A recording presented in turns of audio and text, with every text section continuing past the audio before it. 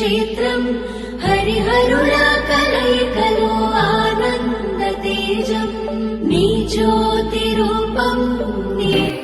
ఈ ఇంటిలో నా ఇరుకుండదే ప్రతి మనసులో నా చోటుందిలే